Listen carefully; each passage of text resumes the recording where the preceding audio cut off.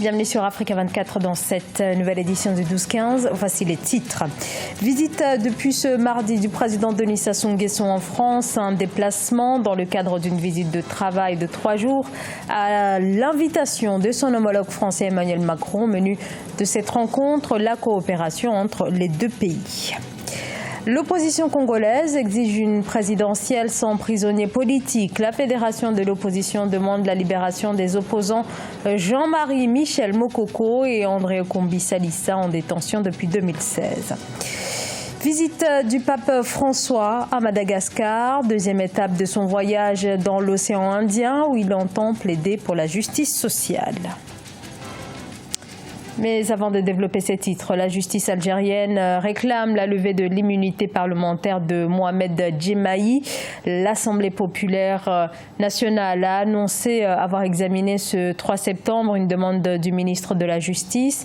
L'étau semble donc se resserrer autour de Mohamed Djemaï, député mais également secrétaire général du FLN, le Front de Libération Nationale, venu à la tête du parti en remplacement de Mouad Bouchareb. Mohamed Djemaï, comme la plupart des dirigeants du parti, soutenait le 5e mandat de l'ancien président déchu Abdelaziz Bouteflika.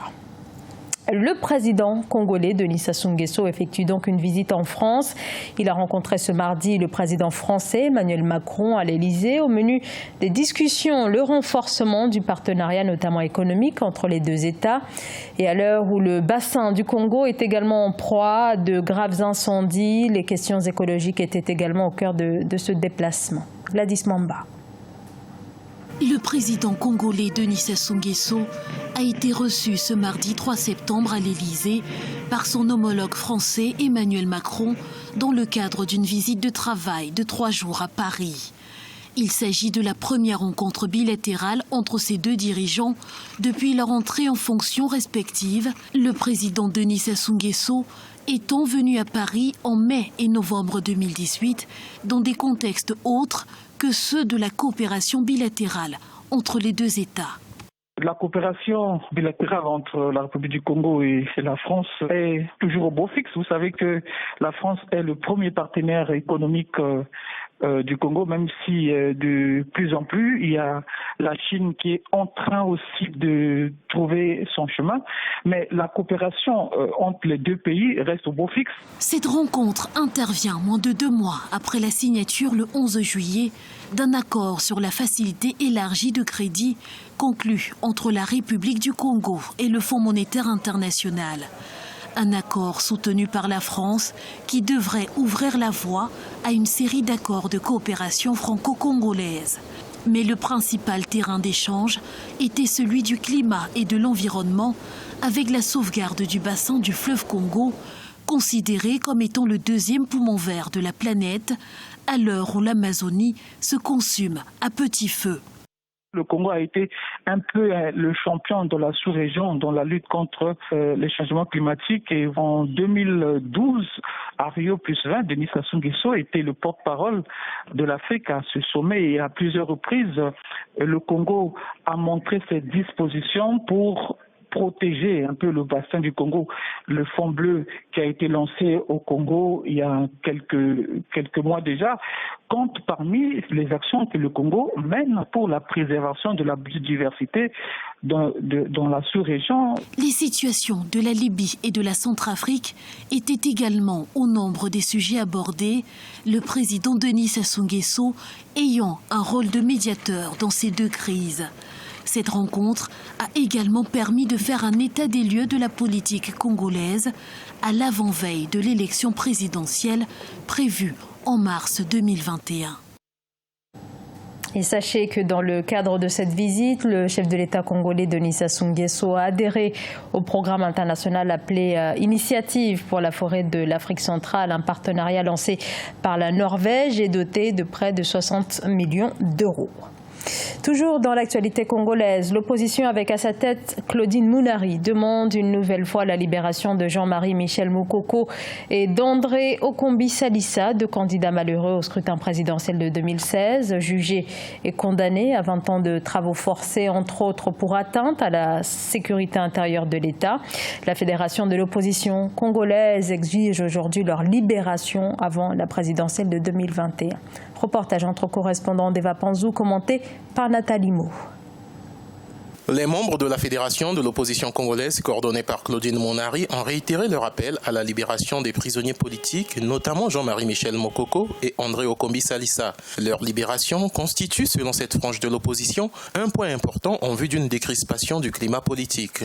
La situation nationale est tellement préoccupante qu'il vaut mieux que tous les fils du pays se rassemblent, qu'il y ait une décrispation et la libération de Jean-Marie Michel Moukoko et d'André Okombi Salissa.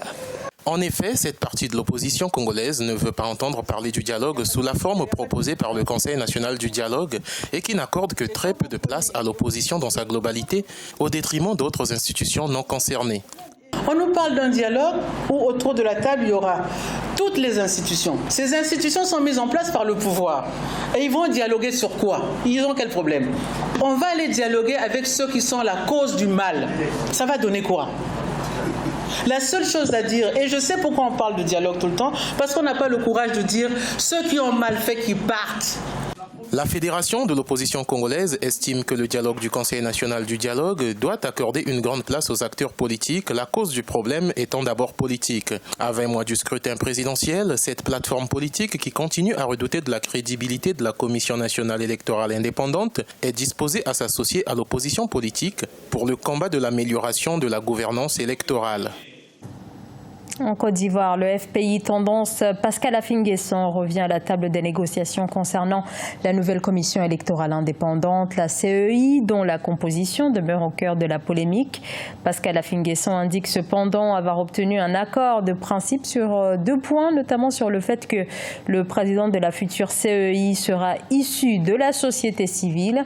Un nouveau positionnement du Front populaire ivoirien. Pour l'heure, la majeure partie de l'opposition refuse toujours d'envoyer des représentants au sein de cette nouvelle commission électorale indépendante adoptée début août. Le pape François entame ce jeudi une visite officielle dans l'océan Indien. Au programme, entre autres, l'île Maurice et Madagascar. Deuxième escale justement à Madagascar où il est attendu dans un centre catholique qui vient en aide aux plus nécessiteux. Une structure créée par un autre Argentin qui fut autrefois son élève, le père Pedro. Philomène Tine.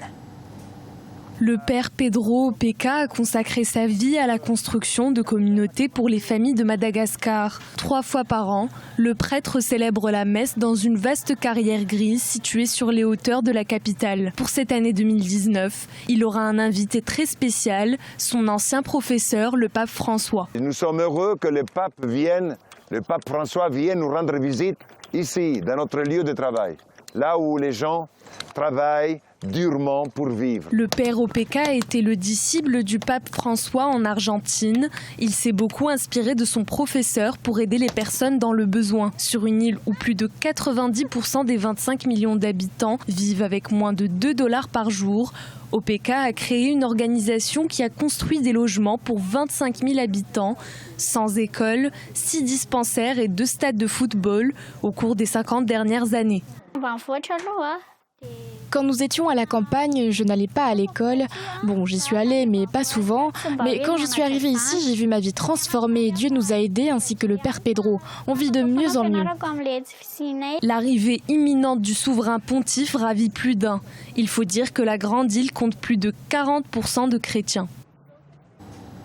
Rencontre à présent avec un fabricant de cercueils au Ghana. Des cercueils, vous allez le voir, assez insolites que Padjo, celui qui les confectionne, adapte souvent en fonction du métier exercé par le défunt, un travail hors du commun dont les productions commencent à se vendre dans le monde entier. Philomène Tine. Pajot est l'un des fabricants de cercueils fantastiques les plus célèbres et les plus prolifiques du Ghana. Ces créations extravagantes sont très recherchées, non seulement par les familles endeuillées, mais également par les collectionneurs d'œuvres d'art. Toutes mes créations valorisent le travail du défunt de son vivant. Si la personne était un pilote, alors le cercueil pour son enterrement devrait être un avion. Une fois que le cercueil de ce genre est exposé lors de la cérémonie funéraire, tout le monde saura qu'il était pilote. Pajot a commencé à fabriquer des cercueils depuis plus de 30 voire 40 ans. Les formes qu'il sculpte représentent les professions et les carrières des différents défunts. Au fil des années, les cercueils de jeu ont été achetés par certains présidents américains et d'autres sont exposés dans des foires, festivals et également dans des musées et galeries d'art à l'étranger. La forme du cercueil représente votre profession et vous devez être enterré avec votre profession. Ainsi, lorsque vous vous rendrez à l'enterrement, vous pourriez penser que c'est une blague. Mais ça ne l'est pas et le défunt est bien dans ce cercueil. Le Ghana a commencé à fabriquer ces cercueils stylés dans les années 50. Selon certains, c'est un moyen d'exprimer leur conception de la vie après la mort, tout en permettant aux vivants de toujours se remémorer de la vie du défunt. Ce journal a été réalisé par l'ensemble de la rédaction. Merci de votre fidélité. Dans un instant, une nouvelle édition de l'actualité sur Africa 24.